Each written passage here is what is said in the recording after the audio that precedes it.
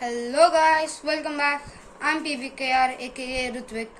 Today we are going to make a phone.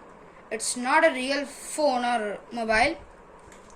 So we are going to use two DoubleMint boxes. So these are the boxes. I ate the DoubleMint things and I took out the stickers also. For one box, cut it into two. Like this. For the another box, you don't cut it but simply open it. And now you take one piece of this and like fix it here.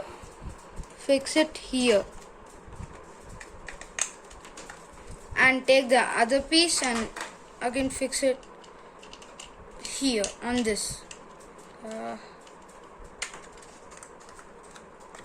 On this. So you have something like this. Now close them, and it doesn't bend on one side but it bends on the other side.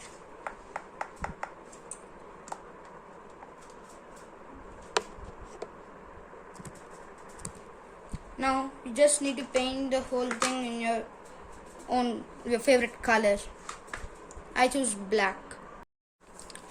Now I have painted my plastic mobile, so let's continue. So I took a paper now. Now we need to paste it like here.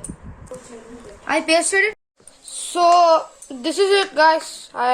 There's also my logo, our channel logo. That's it.